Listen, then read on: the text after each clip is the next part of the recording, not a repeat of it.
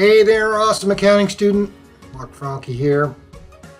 This is video for Chapter 10, Accounting 101. We're going to talk about long-term debt and long-term liabilities, and then specifically about bonds payable and how they work. So why do companies need long-term capital? Long-term capital means that they're going to use it for a long-term purpose, to buy land and build a building, or to buy some equipment or vehicles, or to develop whole new systems for their factory, for example, or initially to fund their startup costs. So this chapter 10, is focused on the debt side of things, or the liability side of things. And then in chapter 11, we'll talk about preferred stock and common stock. Common stock is actual ownership in the business, where we get capital from people that just want to own in the business. And preferred stock is kind of in the middle. It's in between this debt thing where you owe money and pay interest, and this ownership thing where you don't really have any obligation to pay interest, but you pay dividends to shareholders because shareholders want income as well. So preferred stock is somewhere in the middle, and we'll talk more about that when we get to chapter 11. But this chapter is about long-term debt. And the most significant part of this chapter is what happens when we bond issue. And a bond issue means that we're going to be borrowing money from a lot of different people. You can buy bonds on all kinds of different companies that issue bonds, Apple Computers or General Motors or whatever it is. Lots of companies issue bonds. And so we're going to focus on how that happens, or how that works from an accounting standpoint.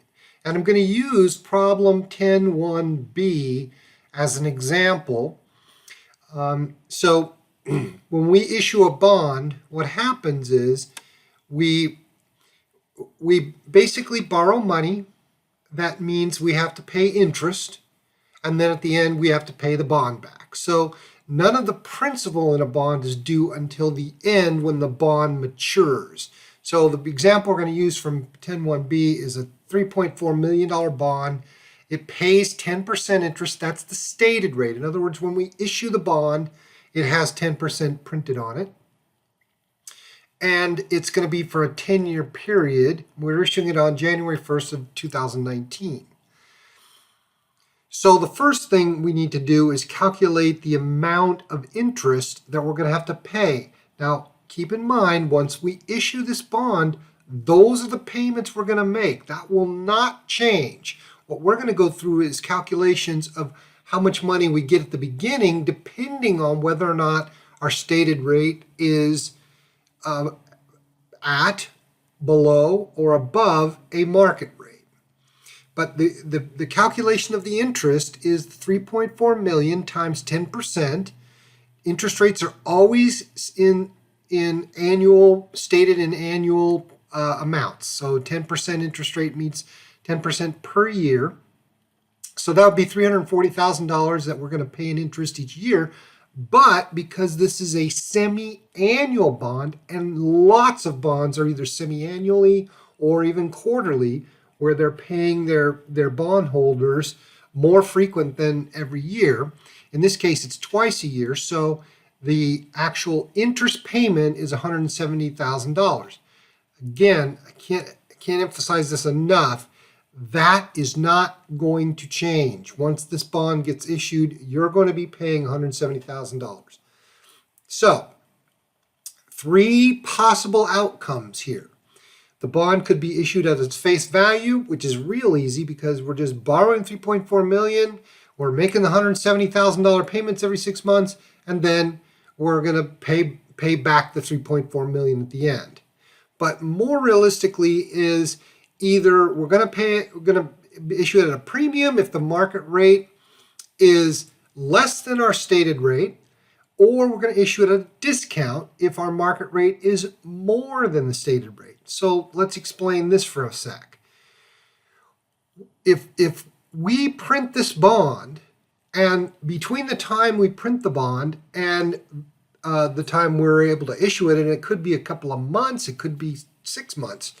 But there is going to be a time lag. So the interest rate markets change every day. They change every hour. Not a lot, but they do change. So if our stated rate, and that's the rate that's actually printed on the bond, right? If our, in this case, we're paying 10%. If the market rate is less than that, in other words, if it goes down to 8% in the time it takes us to print the bond, well, we'd be foolish to pay 10% interest to people that are only expecting to get 8%. We would be giving away money, and we don't want to do that. So the only way we can fix that is to sell it at a higher price or a premium to the 3.4 million so that we're getting more money at the beginning. We're still making the $170,000 payment. We're still going to make a $3.4 million payment, but we're getting some extra interest for the fact that the market rate, for the fact that we're getting more proceeds because our interest rate is higher than the market. Now, if the market rate is higher than our stated rate, in other words, if our stated rate is 10%, but the market is 12%, well, no one will buy it because the interest rate's too low. They'll say, well, if I can go over here and buy one paying 12%, why would I buy your bond when it only pays 10%? Well, there is issues there with creditability, and so companies that are rock solid, like Apple Computer, they can pay a lower rate than a company that's a riskier company, like General Motors or Ford. The car manufacturers have not had a good last 10 years, and their credit rating is lower, so they're going to have to issue it at a higher interest rate. Anyway, the point is that if the market rate is more than what we've printed on the bond that we're going to pay, then we're going to have to issue this at a discount. And let me show you graphically how this works, because we're going to be talking about cash flows. And cash flows are basically cash in and cash out. In our situation here, we're going to pay, we're going to get 3.4 million theoretically at the beginning. That's a cash inflow. And then we're going to be paying $170,000 out. That's a cash outflow. And then at the end of 10 years, which is 20 periods, because each period is 6 months long, and this is a 10-year bond, we're going to be paying out 3.4 million. So again, our calculation, and if you want to do this real quick, our annual interest is the 3.4 million times the 10%. That's 340,000. There's 2 periods per year, so our interest payment is half of that, or $170,000. Again, that isn't going to change. Now, with our timeline up here, what we have to do is we have to discount those future payments back to today's dollars in order to calculate the proceeds. I know this sounds confusing or technical. It's not. You're going to see the calculations. They're not that difficult. But we have 2 things to deal with.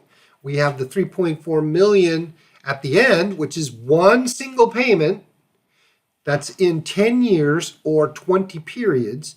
And we have the $170,000 each 6-month period, which is called an annuity. An annuity means it's the same amount every single 6-month period. As I've said, that $170,000 is not going to change. That is an annuity. We are going to be paying that out every 6 months after we issue this bond. So, with these present value, future value concepts, we need to use either a table or Excel. Excel does this very, very well. And there's basically 6 things that we need to deal with. The present value, that's money in today's dollars right now. The interest rate, that could be a discount rate, it could be an inflation rate or an interest rate, but that's a rate. We need a term, a period of time. We need a future value, which means that what is it at the end? We need periodic payments. In this case, we're going to be making the interest payments, right? And then the type, it can only be one or two things. It's either at the beginning or the end. In this case, it's going to be at the end, which means it's the end of every period. So we borrow the money, then we go 6 months, we make our first payment. That payment is at the end of each period. Now, with these 6 things, we can do all kinds of stuff. We can do retirement planning, we can do a car loan, we can do lots and lots and lots of calculations. In this specific example, we're doing the proceeds from a bond issue. Now, let's again keep in mind that all we're talking about here, and let me make this a little smaller, is 3 possible scenarios. 3 possible scenarios for this bond, this $3.4 million bond. If we issued at a face value, we're going to be just getting $3.4 million, and actually, and this is a coincidence, 20 payments of $170,000 over 20 periods or 10 years is $3.4 million, and at the end, it's $3.4 million as well. And it's a coincidence because if the interest rate was different than 10%, or if it was a longer bond, that $3.4 million in interest payments would not be the same as the face value of the bond. But this is the facts of the case that are in the book. If we issue at a premium, that means we're going to get more money. So at the beginning, in this case, we're going to get $3,862,000, and we're still paying $170,000 every 6 months, and we're still paying $3.4 million at the end. Or we issue it at a discount. $3,010,010, $3,010,000 is what we're going to get. We're going to get less, so we're going to have to discount it because, again, if we're paying 10% and the market is higher than that, 12%, we have to discount it down so that the people receiving the interest are getting the equivalent of 12%. So let's do the calculations. We'll go to the worksheet that says face value. Now, before we go through how Excel works, let's do this manually using the present value tables. We're going to get the same numbers, but these are actually in your textbook, and I've also got a present value table in the handout. Here it is. That's the present value of $1, and this is the present value of an annuity. The present value of $1 means whatever period in time in the future, we have one payment. That's the $3.4 million. The present value of an annuity is the annual amounts. So we can get a present value of those annuity payments and bring those back to today's dollars. That's what we're doing here. So, first thing we're going to do is we're going to discount the future payment of that $3.4 million. So I'm going to go and grab the factor from the table, the present value of $1, and I'm going to use 5% because it's a semi-annual period. So 5%, 20 periods. Again, this isn't 20 years, this is 26-month periods. I'm going to now put in the $3.4 million, and I'm going to multiply it out. And I get 1,281,424. Now I'm going to get the annuity present value again at 5%. 5% is here, and it's 20 periods. It's not 20 years, it's 10 6-month periods. That's why I'm using 5%. That's half of 10%, because each period is a 6-month period. So the semi-annual payment is $170,000. So the present value of the payments is $2,118,576. When I add those two numbers together, the present value of the bond and the present value of the annuity payments, I get 3.4 million. It's because mathematically, the market rate, which is 10%, is the stated rate, which is 10%. That's issuing it at face value. Now, let's see how that works in Excel. But we have to be careful because when we use Excel, we have to make sure that any amounts that are outflows are put in as negative. So in this case, we have a negative 3.4 million, not 34 million more. The semi-annual periods is 20. Again, 26-month periods. The stated interest rate is 10%. The market rate is 10%. They're exactly the same. The payment is $170,000, but it's negative because we're issuing it at, we're going to be paying it out. It's an outflow. So those numbers, the face value of the bond that we're paying at the end and the semi-annual interest payments, those are all money going out. We're trying to calculate how much money we're going to get. So if I go to the function, the insert function icon, and if you change to financial and scroll down to PV, we're looking for PV. They're in alphabetical order. Here's PV. That's the present value. We're trying to find out the present value.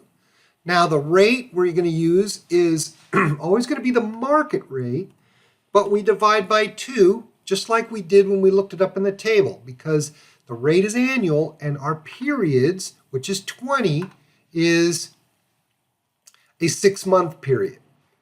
Then we've got the payment, which is the negative 170 because it's money going out.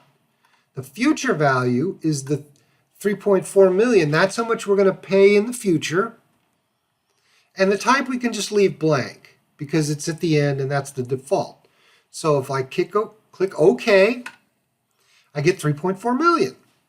And my journal entry is real easy. I'm going to debit cash. That means I'm getting 3.4 million the first day we issue the bond.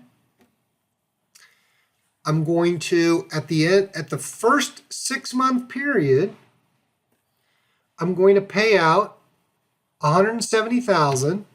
I'll just link it over here. Debit interest expense, credit cash. We issued at face value. We're now making the first payment, and we're going to make those payments every single 6-month period.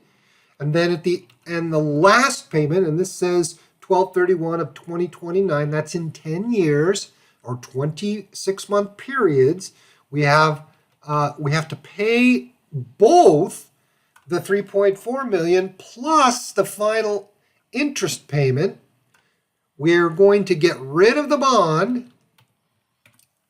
Bonds payable is a liability. It goes up with a credit, down with a debit, and then we're going to record our final interest expense for that bond. So this is what happens when we issue it at market rate, at face value. Market rate, stated rate are the same thing. So now let's look at if we were to do a premium. The premium says that the market rate is less than the stated rate. The market rate is less than the stated rate. In other words, our bond is paying more than the market. Okay? So the market, in this case, and this is just the facts, the market rate is 8%. And the stated rate's 10%. We still have 3.4 million. And it's still a 20-year bond. That's not going to change. And the payment is not going to change either. It's going to be $170,000. So we can go and do the exact same function, the PV function.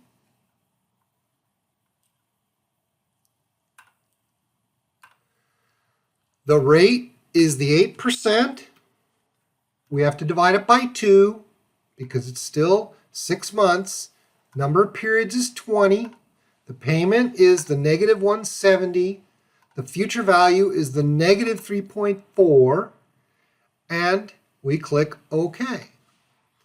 And what this says is, and it's a positive number, we're going to get $3,862,071 if the market rate is 8% and the stated rate is 10%. If I want to do this from the tables, I can. It'll be exactly the same. If you do it from the book, you might be off just a tiny bit because the books are rounded, mine are not. So the PV factor of now, we're going to use 8% market rate, but we have to divide it by 2, so that's 4%. We're going to use the 4% factor, 20 periods. And first we have to do here's 4%, it's 0.4564. The face value of the bond is 3.4 million. If we multiply that out, we get 1,551,716. If we go and grab the present value of an annuity at 4% for 20 periods, that is 13.5903.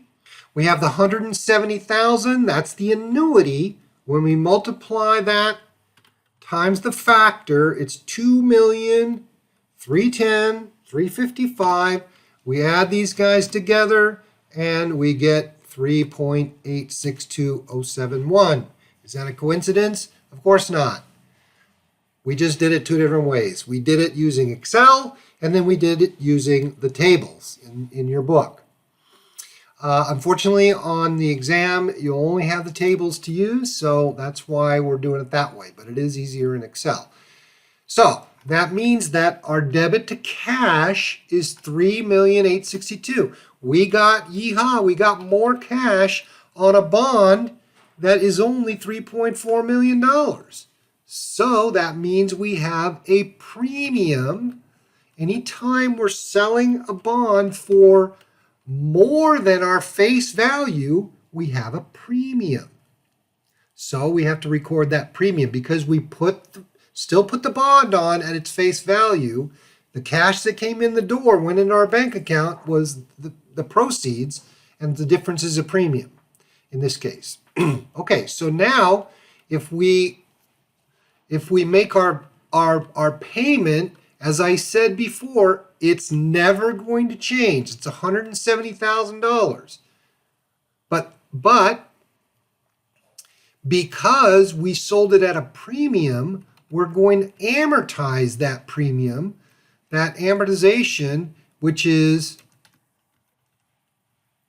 the $462,071, and we're amortizing it over those 20 periods. In other words, every single time we make an interest payment, we're going to write off a little bit of that premium rather. And so there's our premium amount, and the interest expense is going to be less than the payment that we're making because we sold it at a premium. Makes sense because we sold it at a premium. The market rate was less than the stated rate. Therefore, our interest expense should be lower because the market rate was lower. And then our final payment, and then again, this is in 10 years, 20 periods. We're going to, we're going to record the same interest expense. Excuse me, we're going to get rid of the bond because now we're paying it off. We're going to do our last amortization of the premium, and we're going to make our final payment, which is the $3.4 million plus the final interest payment of $170,000. So that's what happens when we issue it at a premium. the market rate is less than the stated rate. Now the last one is, what happens if we issue it at a discount? If we issue it at a discount, that means the market rate is more than the stated rate. The market rate is greater than the stated rate, but it's still a $3.4 million bond. It's still 20 periods. The stated interest rate is still 10%, but now the market rate is 12%. We're still paying out $170,000. That will never change. So when we do our present value calculation, we go to the function, scroll down to PV,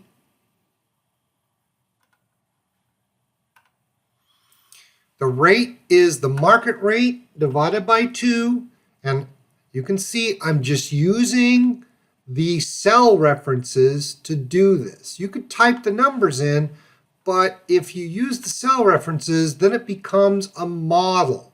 The payment is the $170,000. The future value is the $3.4 million, and our proceeds are $3,010,023. If we use the tables, excuse me, we're going to use 6% because 6% is the market rate divided by 2, and the interest rate is going to be for a 6-month period. So if I go to my present value table, I look at the 6% column, and I go down to 20 periods, that's 0.3118. The face value of the bond is still $3.4 million. We multiply it out, 106,136. We're going to get the present value annuity factor at 6% for 20 years, and that is 11.4699. The semi-annual interest payment is $170,000. That's $1,949,887. When I add them together, what do you know? I get $3,010,023. Is that a coincidence? No, it's mathematics. So that means we got $3,010,023. The bond is still a $3.4 million bond. But because we sold it for less than the face value, we have a discount of $389,977. Why did we have to discount it? Because the market rate was greater than the stated rate. So we had to sell it for less so that the interest that the bondholder would be getting would be the equivalent of the market rate. And we're going to have more interest expense now because we have to amortize that discount over 20 periods. And that amortization is going to be $19,499. Now, that's going to be a credit. When we recorded the discount, that was a debit. So when we amortize it out, it's going to be a credit. Our interest payment didn't change, $170,000, but now we have interest expense that is more than the payment. It's $189,499. And then our final payment, this is in 10 years, is going to be the interest expense, won't change. We are going to get rid of the bond at its face value. We're going to make that payment to the bond. We're going to record the final amortization of the discount, and our cash is going to be the $3.4 million plus the final semi-annual payment, $357. Final cash payment, and every cash payment in the middle is not going to change. The only thing that changes when we issue this bond at either a premium or a discount is the proceeds that you receive up front. Practice this. Prepare the journal entries and submit them for credit, and I'll see you next time. Bye-bye.